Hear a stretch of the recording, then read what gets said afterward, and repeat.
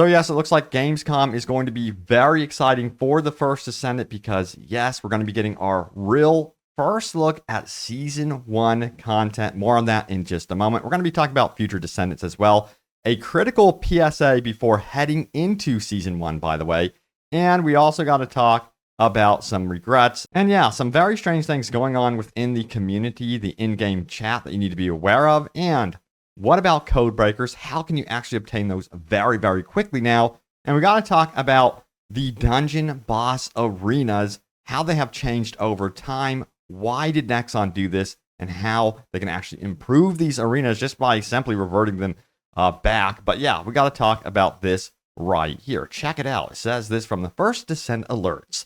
Season 1 trailer is set to drop at Xbox Gamescom 2024. And I was like, nice. But what is the actual source of this?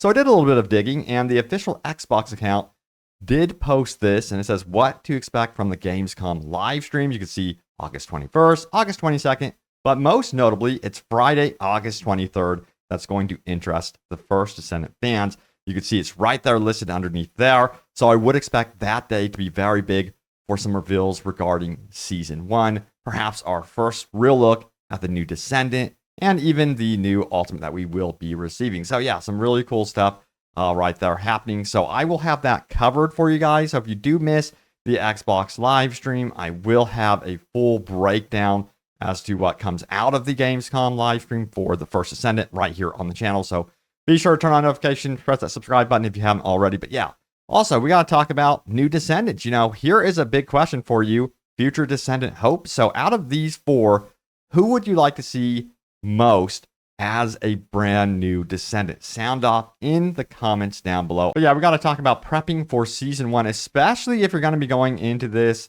playing with randoms.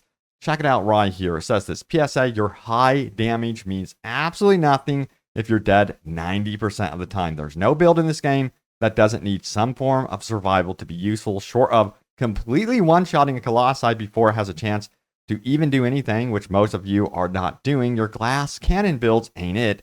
Save the glass cannon for solo play. Invest in some form of survivability, please, so you're not a massive drag on your team. And a response here, something I learned with a lot of streamer builds.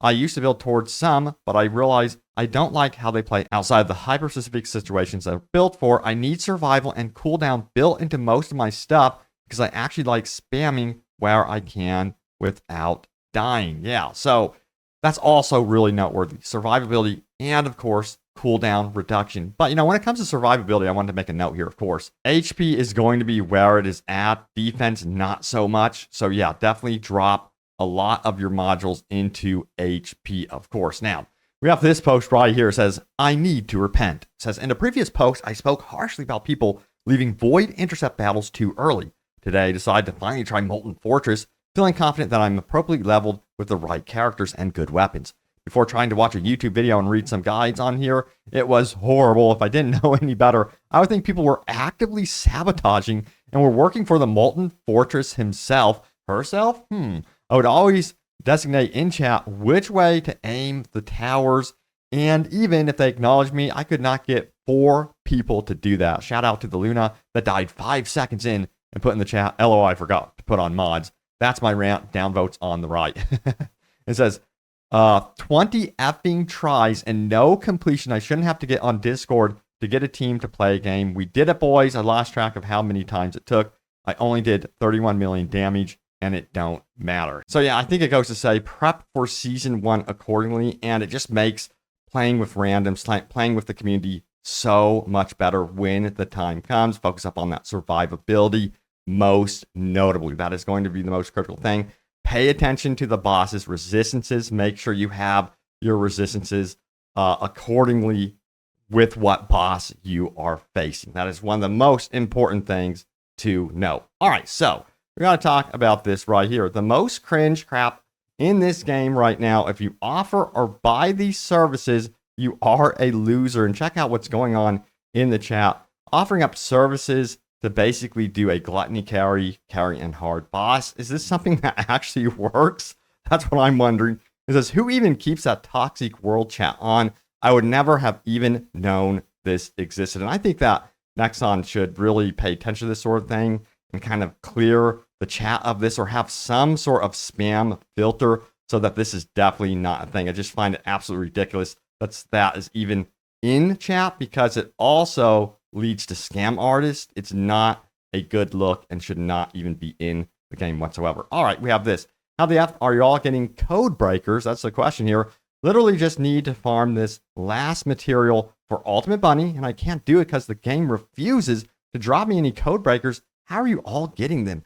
And the responses are the important bit here. It says this: Echo Swamp or Abandoned Refinery Unit or Sterile Lands Ambush Point. We do this over and over until we become numb, fall down on our knees, and cry ourselves to sleep. That is just how it works right now in the game. Unless, of course, with Season 1, we get that brand new update to the loot drops where they do plan to say, hey, you know what?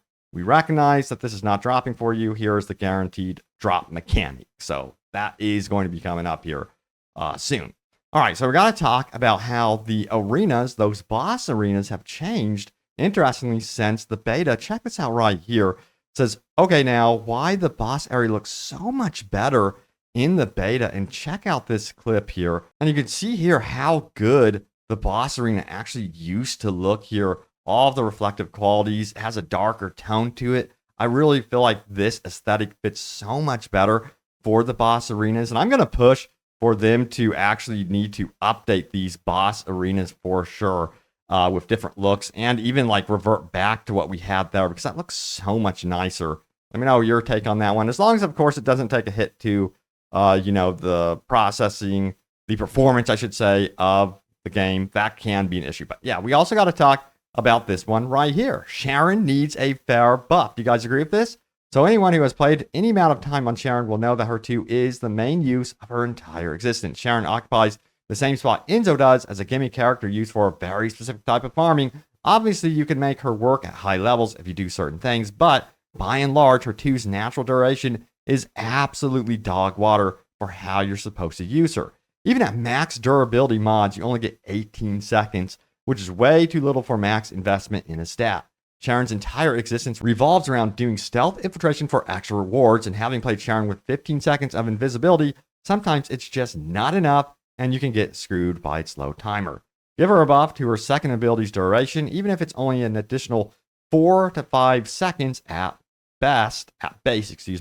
It's only useful for infiltration anyway, as Sharen isn't really made to be that great compared to other characters, just enough to make it work at max investment. But I do have to ask, do you think she needs an overall buff beyond just being useful in infiltration missions? We have some opinions on this as well. It says, the only thing I would love for Sharen would be the ability to pass through mobs when cloaked. So many times doing outposts, I get bumped or blocked by mob pathing. That would actually be very, very cool.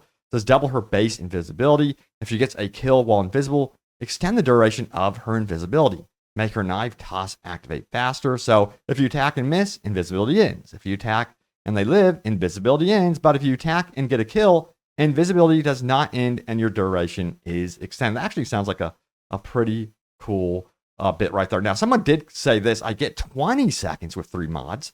And duration on the reactor, that's all I run her to, LOL. So it sounds like they're not having too many issues with Sharen currently. Sound off your opinion on this one. All right, so yes, it is now time to go over your top comments. Remember, leave a comment down below. It can end up in a future video, so let's do this.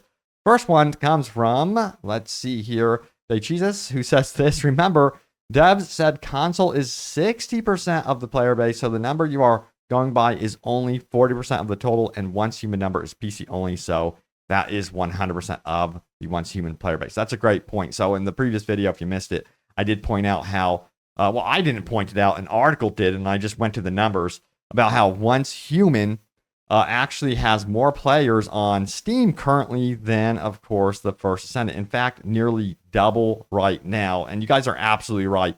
The player base is very much thriving on the First Descendant. And I even said in my video, I don't even think it's that big of a deal. Like, these numbers are not telling the full situation whatsoever. But I definitely should have specifically mentioned that yes, console is 60% of the player base on this game, which is very, very impressive. Which, by the way, I got to ask, for you guys, what platform are you playing on? Let me know down in the comments down below. I'm actually really curious. I am, of course, on PC, but you know, my twin bro Ryan, he is on PS5. So yeah.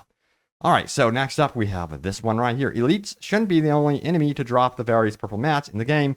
Multiple health bar bosses should drop them as well. Sounds like that is a change you guys definitely want. Now, we have this right here as well. I love the fact the First Descendant is multi-platform and crossplay. It's one of the only games that I have played with this feature. Even more impressive that it's free to play. Great going. Don't forget, these figures only show Steam players, not console players. Yeah, and you know what? That really stabilizes the community when you have crossplay like that. Just in case if one platform does kind of, you know, linger in limbo, kind of, the other platforms can really lift it up by having that crossplay option for sure. All right, so next up we have this one. This game is not hot garbage of a game. It's incredibly well put together for a free-to-play game. After 500 hours, I have Ultimate Falby and Ultimate Glay to grind for. After that, Eugen will be my last character. This community has been really helpful so far. Yeah, you know, that's one thing about this game. I love the community. I also love how the dev team has been interacting with the community. It's been a unique experience for sure covering this game so far. And yeah, it's like one of those rarities to see how this one has been turning out. And I've been really enjoying that bit of it for sure. But anyway, yeah, there it is. The latest happenings around the First Descendant. Stay tuned here for more updates. I have you guys covered on everything happening around Season 1, Gamescom. Look out for that on August 23rd. And I will see you all next time. Take care.